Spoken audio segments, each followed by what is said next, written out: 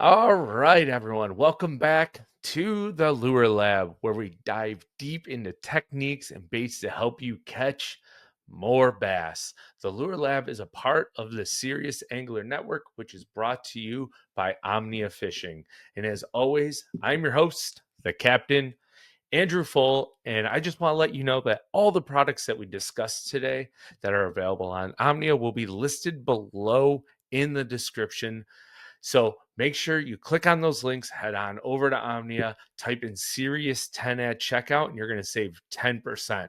Another side note to save you even more money, make sure you check out their Premium Pro. It's around $50. And when you sign up for that, it's good for 1 year. And every purchase you make while on Premium Pro, you also will save more money because you get 10% back on every order that you can use to apply to using and buying more products. And there's a lot of cool features like lake maps, water temp, contour lines, all built into that Premium Pro membership that is available to those who sign up to it. So make sure you check that out. Click on those links down below and head on over to Omnia.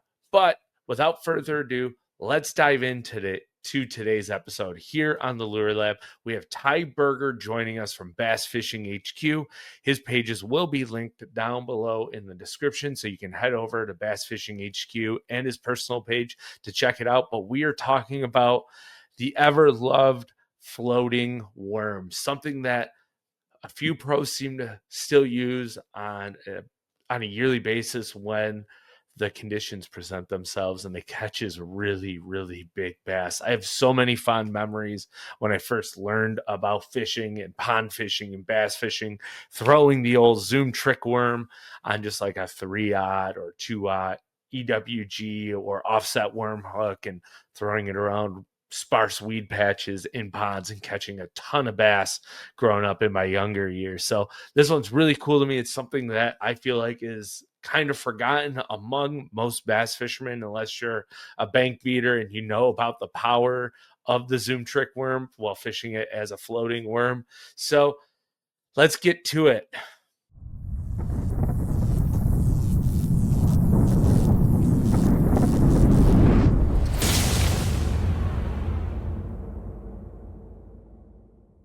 All right. Well, joining us, if you do not know, from Bass Fishing HQ is Ty Berger, frequent flyer on the entire Serious Angler Network. And man, excited to get you back on here. I know this is a technique that you love to throw in the spring. And I found that out because I was perusing your YouTube channel like 2 weeks ago and you did a video on it. So I figured, why not reach out and see if you want to come back on our favorite place and chat about the floating worm.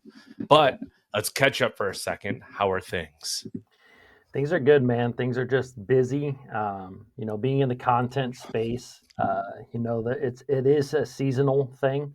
You Mm-hmm. will see your views dip a lot in November, December, January, February, but March through about July are really kind of the prime months for fishing, and so it's busy. I've got a lot of things in the works, not only with content, but with things that I'm working outside of YouTube that hopefully I can announce here in the next week or two. But anyways, lot of busyness going on. But man, I just love talking fishing. So Don't we all, right? yeah, And congrats, and hopefully those things come to fruition for you and it works out. And we look forward to hearing the announcements on that. But to the main topic of the show, the the flirting. floating worm. What makes it so effective in the spring? Well, this is I'm a guy that, and I think there's a lot of fishermen, especially like a higher level fisherman. I think there's a lot of us that always want to know the why behind things. Why does this work? Why does that work? The floating worm is one of those techniques that I don't understand completely because it's a technique and it's a way of presenting a lure that it doesn't look like much in nature. Like it just simply does not. There's nothing like even remotely close, especially once we kind of get into this a little bit more, that would make a bass like I think it's simply one of those curiosity things. And I also think that we know that bass the two colors that bass can see the best are reds and greens. And in the springtime, you have a lot of fish are in shallow water. And with that being said, if they're in shallow water, they're going to have probably the best visibility, the best sight that they can see all year long.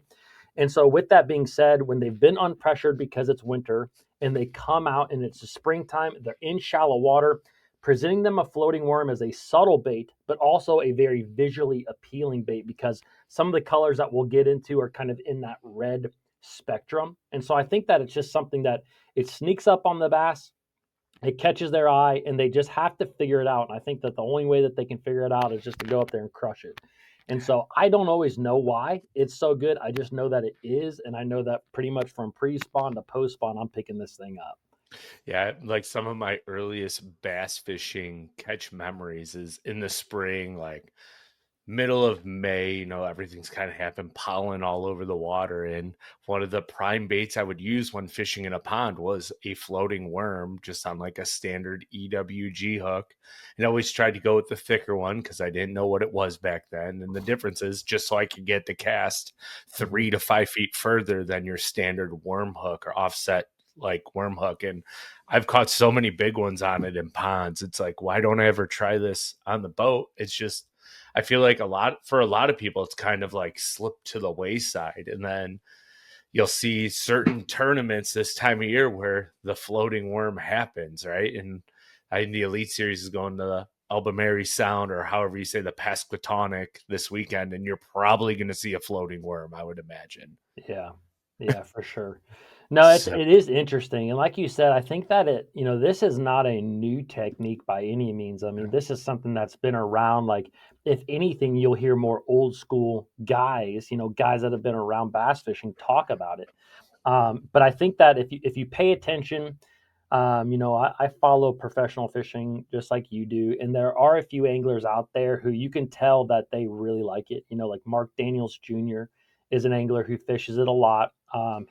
I think he got a top 10 on Lake Fork of all places a couple of years ago using it. Jeff Crete is a guy that I really like. It kind of opened my eyes to it a number of years ago. Same type of thing. I remember John Cruz, catching them really good way before I ever picked it up on this. And I actually went back and watched some of that old footage and started to correlate some things with the way that I'd been fishing it. So it is something that not everyone thinks to pick up. And I think it's just because it can be a little bit of a hassle to fish. And there's just so many different baits out there these days. And like we'll talk about here in a minute, there are baits that I call like correlating baits, baits that when one technique works, usually this other technique works. And over the recent couple of years, for example, I'll just go ahead and say it. One of the techniques that's become very popular is like a glide bait. When you're fishing a glide bait up shallow, like just think of the some of the best times of the year to do that. The best bodies of water, they typically have a little bit clearer water. They typically are fishing a lot in that pre-spawn, spawn, post-spawn, and so in that exact same situation, like I said, the floating worm to me is a correlating lure. If you are on a good glide bait bite, you can probably get on a good floating worm bite. If you are on a good floating worm bite, you can probably get on a good glide bait glide bite. bait. So sometimes the conditions will kind of cater towards one. If it's a little bit more windy, glide bait. If it's a little calmer, floating worm. But with so many people wanting to fish like glide baits, big swim baits, that just kind of takes up everyone's attention, and people sometimes forget about the old school floating worm that still catches them. And so it's just such an interesting bait, and it's got to be, I mean, to me it's like top water fishing as far as most fun, and then floating worm is like a notch below. Like it's so much fun. And almost every bite with a floating worm too is visual because it's basically subsurface. It's like finesse subsurface fishing, which Exactly. makes it really Exactly. fun. Pain in the Yep. butt to cast, but if you make the right cast and it goes where you want it to without any wind, right? Like it can be really fun from my memories of it. So do you feel like it's a very underrated spring bait at this point? Like too many people are looking past it and underestimating it? Yeah, absolutely. And and I've seen it a number of times in tournaments. I think it has slightly risen a little bit more to popularity over the last maybe 2 or 3 years, but not like way up there. So I feel like more people know about it, but th- knowing about a technique versus actually going out there and fishing it are two completely different things, and utilizing it. And I've seen several times out there on the water where you can go directly behind somebody, and I mean like whack them when they're not catching hardly anything on the floating worm. So I do think it's still a little bit underrated. So what do you think is like the perfect conditions for someone to pick up the floating worm? Well, to me, like water clarity isn't huge, but I do think it tends to work pretty good in water that the bass can get as shallow as they need to be, but is also pretty clear. Sometimes when we have really crystal clear lakes, the bass don't always get super shallow unless there's a lot of cover for them to be around, which is fine. You can definitely throw it. But I like those lakes where there's like, maybe 2 foot, 3 foot of visibility where it's clear, but also like bass feel very comfortable up in the shallows because there just tends to be more of them in shallow water. This is a shallow water technique. You're fishing around visible cover. But to me, also, like it tends to be a little bit better in the morning time because I fish it in the springtime a lot. If you get on this bite in the summertime, it could probably be an all day type bite, but I tend to get it on the springtime, and it seems like topwater-esque type fishing tends to be a little better in the early morning. Basically, what happens is that when the sun gets up, it kind of draws more fish down deeper, where they're just a little bit more less susceptible to eating your bait or coming up for the bait. Sometimes you have to fish the floating worm a little bit deeper in the water column, which can be hard to do. So I like morning time and kind of those waters that are 2, 3 foot of visibility. And really, it doesn't matter what type of body of water. I mean, I've done it ponds, rivers, big, giant, huge lakes, natural lakes. I've done it everywhere. So it's just a really good technique that, again, is a little bit underutilized. Yeah. Now, before we get into like the colors and which worms that we use for what conditions, right? I want to know what the best areas are for anglers to throw. We kind of, in a broad term, discussed as shallow as possible, right? But like, what are some main primary areas that you feel anglers should focus on throwing the floating worm? And then to tail off on it, like, what is maybe one or two overlooked areas that people may bypass and not throw it at, and they should?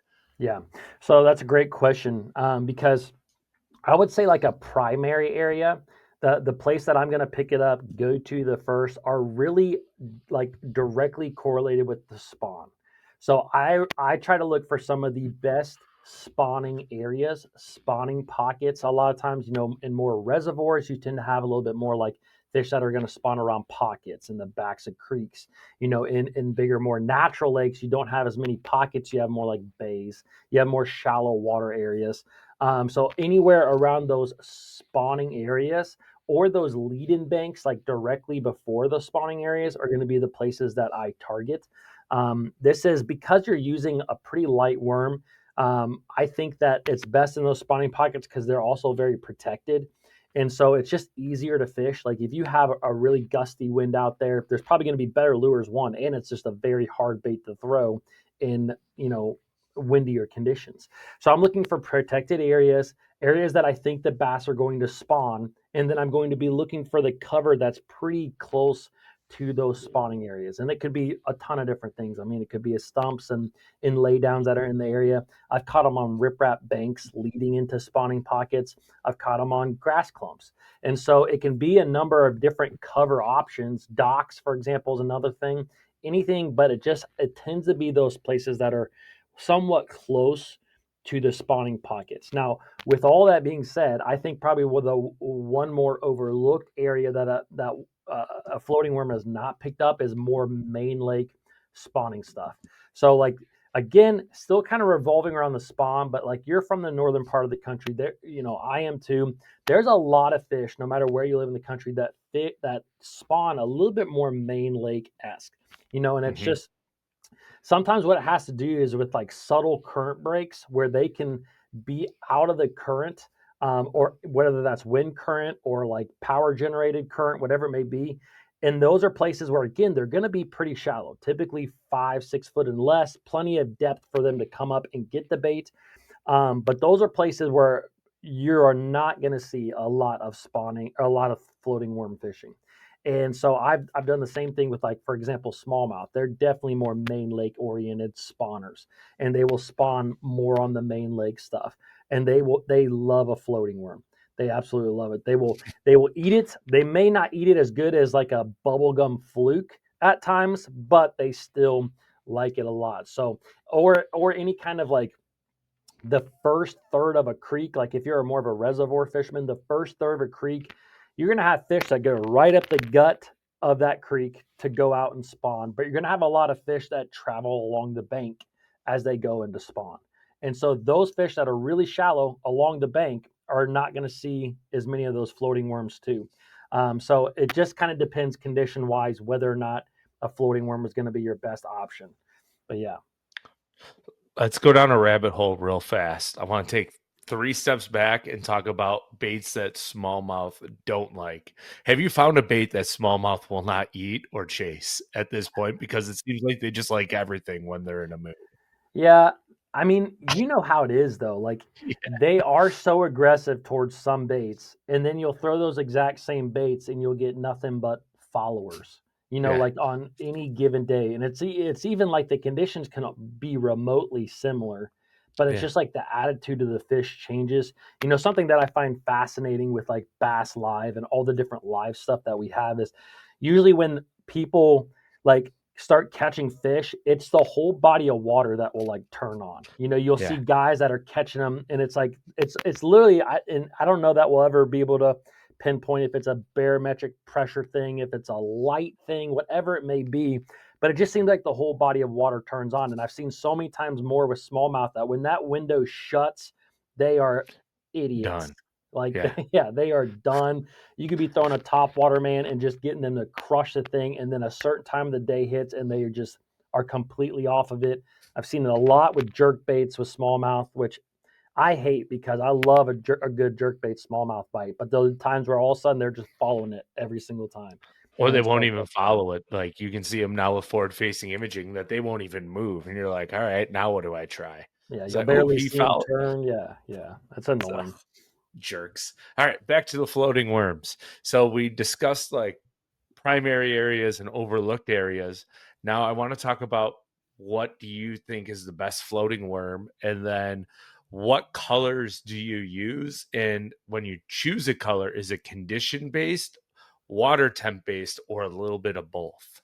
Okay, yeah, no. So I'll go ahead and I got it here with me. Like this is by far The only one. the I don't like to overcomplicate bass fishing. I'm not saying that there's not other worms that will work, but a zoom trick worm, like as old as it is and as good as it is, and bubble gum right there, like that is my primary floating worm. The one that I fish all over the place is the bubble gum. Now the only other color that I throw a little bit is the methylate color, which I don't have any with me. They're probably in my boat somewhere, but it is a complete train wreck right now. But the methylate, it is kind of like that orangish color. And again, like I talked about earlier, these colors are kind of in that red spectrum. And we all know how good pre spawn red baits can work, whether it's a crankbait, spinner bait, chatter bait, whatever it may be, like those red baits. So the pinks and the oranges are what I stick to. I've tried a lot with floating worms as far as like real natural colors. I mean, green pumpkins and blacks. I've tried yellows and greens and whites. And I'm not saying that they can't work. I'm just saying that I don't think that they work any better than this right here. And so what I do is something that I learned from Jeff Crete is I tend to use the bubble gum in most situations. If I'm fishing in fairly off color water, a foot of visibility, maybe really dark conditions, I'll switch over to the methylate because if you put the methylate in the water, you literally with your own eyes, you can see it glow. Like there's like a foot around it that's It's literally just crazy. glowing. And so I think that when you have those low light conditions or darker water, the bass can simply see it a little bit further than they can the bubble gum. But the bubble gum, like day in and day out, clear water, sunshine, rain, like I feel like you can get bit on this. And so again, I don't like to complicate things. And this thing, I mean, I've just caught in all like waters. I mean, from way up north. to down south, I've caught them on this thing. So it's just one of those things I have a tremendous amount of confidence in. I bought I bought my local Dick's out like 2 years ago. They had a bunch of these, and I bought like 17 of them, like bags of floating of just trickworm bubble gum. And the guy, this was actually during COVID. And the guy that brought them out to me because we couldn't go into the store at the time. He brought them out and he fished all the local tournaments. And I didn't realize that he was working there. And he came out and he's like, "I guess they're biting this right now, huh?" And I'm like, "Frick." But yeah, so Oops, dang yeah, COVID giving away your yeah, secrets. dang COVID. So He's but like, yeah, "Well, no, now I'm the gonna say there's Zoom only 16 packs," and he adjusted yeah, your order. yeah, that's right, exactly. But the Zoom bubblegum trickworm, to me, it is the deal. I mean, I'm sure other worms work. Just to me, I've caught so many fish on it. I'm very dialed into how it's going to fall, and so I go with it. So no sneaky colors that you would recommend people go buy, just bubble gum and methylate and maybe like a green pumpkin if you want to get natural. Yeah, you could try the whole watermelons. Maybe a sneaky color would be just a straight black. That maybe some guys wouldn't use, but I just continue to come back to the bubble gum. Like I've caught so many dang fish on it, and it just works. Yeah. Yeah. So now when you're rigging the floating worm, right, in the bubble gum, what hook are you using? And like, is there any like additional swivel you add on above a fluorocarbon leader to help cast it further to eliminate line twist? Go through your entire like rigging process. Yeah, so the rigging is really simple. Like I use my standard finesse spinning rod. It's a spinning rod application for me. There's guys that use it on bait cast equipment. Like Jeff Crete likes to use it on bait cast equipment. But I just prefer it on a spinning rod. Don't have to worry about the line twist. So I'm usually using 10-pound braid, which is pretty much my standard across the board. I'm going to do 10-pound braid. And then with the floating worm, I go to a little bit heavier leader. I'm using a 12-pound leader most of the time. The big thing with the floating worm is that you want to make sure that you have like a leader that's only about 5 or 6 foot, no longer than that. The biggest reason is that if you're using even an 8, 9, 10 foot leader, what's going to happen to you is you're going to have that knot get inside your reel when you're going to cast, and you will find that you will come up with a lot of birds' nests and a lot of issues because of that not being inside your reel when you cast. And because, when you use a drop shot, there's typically a fairly heavy weight on the end of it, a 3/8, maybe even half ounces sometimes. It's a lot of weight to pull out. And so you don't have as much issues. Sometimes when I'm using a drop shot, I might go with a 20-foot fluorocarbon leader. But I've tried the long leaders with the floating worm, and you will just have like a ton of issues. So go with like a 5 foot leader. That's what I would suggest. 12-pound fluorocarbon. I don't necessarily believe that you absolutely need the fluorocarbon. I just like the way that the fluorocarbon weights down the bait a little bit. Like you said, gives you a little extra weight to cast it as well. But you could probably just use straight braid if you really wanted to, because they're biting. I mean, they're biting this glow in the dark bait basically. I mean, it's not like It's visibility is an radioactive. issue. Yeah.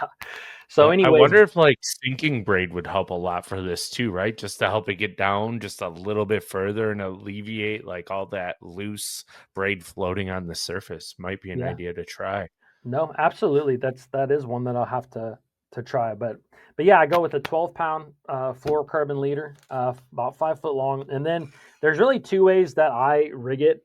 I got my standard kind of worm hook here, just like so. And then over here is kind of more of like a wacky style hook. This one here is it's a little bit thicker. This is an owner hook. It's just their straight shank hook. It's kind of a wacky hook, and it does have a small offset. You guys can't see that, but it does have a small offset this way. Um, if you look at this hook, it looks exactly like almost like an O'Shaughnessy hook. The O'Shaughnessy hooks tend to have the eye that's tilted downwards. You can use an O'Shaughnessy hook, and I did that for a number of years. The only thing with an O'Shaughnessy hook, it is not a hook set hook. It's like a circle hook. You do not want to set the hook. And even with this bait, or even with this hook right here, you do not really want to set the hook with this. And I'm telling you, it doesn't sound hard to do until you get some of these aggressive bites, because when you're working this bait just below the surface and a 4 or 5 pounder comes up there and crushes it, like in my mind, I'm ready to lay the wood to them, you know. And with this bait, it's a small hook. You literally just reel in and just kind of pull back. And so what I've seen, because I've done this so much too, is that a lot of fish when they hit a floating worm, they hit it so aggressively at times that they will. Let me go ahead and rig this up. So before I talk about that a little bit more, but seriously, there's a little like egg sac. You can't see it too well on this camera right here on a trick worm. And I'm just going to go just below the egg sac, and that's how I rig it. Pre-spawn to spawn, I'm fishing it wacky style, just like this. So pre-spawn to spawn, that's the way that I'm going to work it. You can work it a little bit slower than you can with the more of the traditional worm hook. But a lot of these fish, when they come up, they'll hit it so aggressively, you'll see them swimming away like this in their mouth. They don't have the hook, and you'll see them like that. So when they come up and crush it, I almost always drop my rod to them, and I would kind of wait to that line to pull tight on my reel, and I just reel and pull back. You know, it's not going to take a lot to set the hook into that fish when they do that. But anyways, again, pre-spawn to spawn, like that is the rig of choice. You can see it's not quite uh, like what's the word I'm looking for? Symmetrical, where like there's a little bit more hanging off on this end than this end, which it doesn't twist or any. It'll twist a little bit if you reel it fast through the water column, but it literally just lays pretty flat and it sinks super slowly, and you just kind of pulse it. Like if this is your top of your water surface right here, the top of the screen here, I mean it's just below the surface, and you just pop it 2-3 times, two, and you just let that thing slowly sink, and it just kind of had that wiggle jiggle to it, and that's usually when they get it poof, right there, and then right below the surface. So when it I gets like into that the wiggle jiggle. That's a wig, good T-shirt idea. Just give it a wiggle, little wiggle jiggle little and put wiggle a trick jiggle, worm. you know, anyone who's fished the Cinco knows about that wiggle jiggle. You know what I'm saying? Like it just. 100%. Yeah. But anyways, a trick worm does that same kind of wiggle jiggle on the way down. But so, anyways, when it comes to the uh, like post spawn time of the year, I tend to work it a little bit faster. And so when I work it faster, I like to do the old Texas rig. And I'm not going to do anything crazy like put a kink in it. You'll hear guys talk about putting a kink in it. I rig it just straight up Texas rig. You don't want to put. You can do whatever you want. I don't think there's a wrong way to rig it this way because it's not the rigging that gets the bass to eat it. You know, so some guys will tell you to put a massive kink in it so the thing is like spinning all over the place. You can do it. It's going to catch fish. I find that you can just rig it like your standard Texas rig worm, and you're going to get a lot of bites.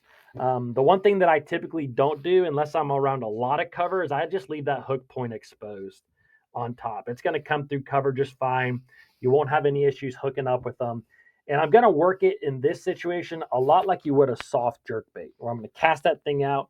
It's just below surface, and I'm just popping, and it's sometimes it even kind of busts out of the surface a little bit, and then just let it fall down a little bit.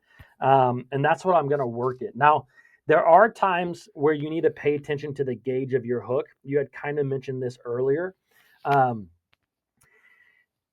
a, a thicker gauge hook is going to allow you to cast it further. It's going to allow you to work that bait faster while keeping it under the surface. But a thicker gauge hook is going to be harder for you to set the hook and get a hook into that fish. So you just kind of have to keep that in mind because if you're using a spinning rod, which regardless, I'll probably use a spinning rod. I'll just tighten my drag down a little bit more, you know, where it doesn't as soon as I set, which it does a lot with the wacky rig. You know, I'm going to tighten it down just to make sure I get past that barb in that situation, and it's going to hook up. You're going to be just fine. But anyways, I keep it simple. Again, it's Texas rig in the post spawn, working it pretty fast. You can target bait ball or a lot of fry balls this way because you can throw anything at a fry ball half the time and catch the bass under it. But this is just a way of visibly working it very quickly through that area.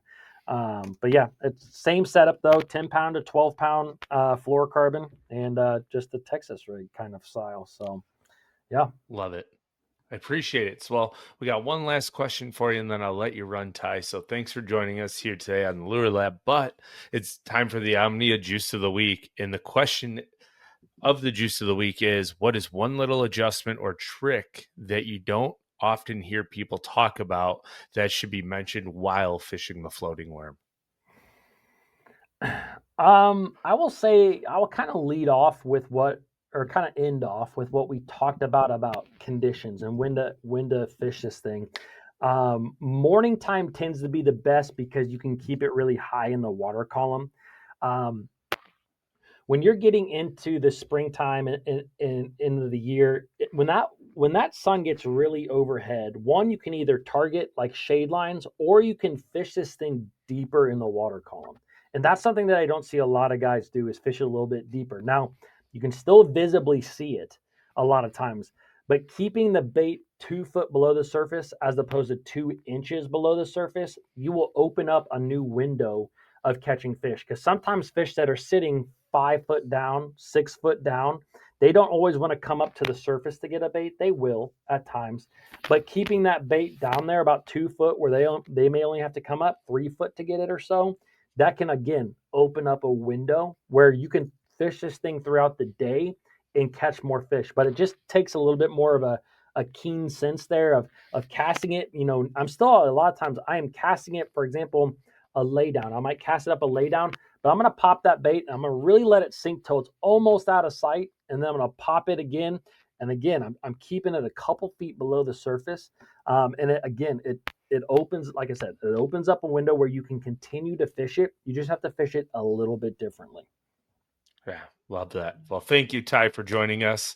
Greatly appreciate it. And we're going to let you get out of here now and probably get back to fishing and getting the boat ready for a bunch of content. So it'll be linked down below, everyone. Head over to Bass Fishing HQ and Ty's personal page, right? Because you're running two now, from what I believe. So they'll both be linked down below. So everyone who watches this, make sure you go over there. If you're not subscribed, you're missing out. So thank you. And we'll chat soon, man. Thanks, man. I'll talk to you later. And that's a wrap, folks. Thanks for tuning into this week's Lure Lab episode with Ty Berger, talking all things about the floating worm. If you're new here on YouTube, smash that subscribe button. Leave a comment down below if you fish the floating worm. We love getting everyone's feedback in every episode. You guys, it's been really cool to see the feedback and all the helpful tips, and some of them I am going to apply and see how I feel about them myself. So appreciate all the feedback. If you're listening on your favorite podcast platform and it allows you to leave a review, please do so. It helps the Lure Lab, the Serious Angler Network, be seen by more people who love bass fishing, that are getting into podcasts or are looking for that podcast to help them elevate their bass fishing game. So thank you for tuning in to the Lure Lab this week, and we will catch everyone next week.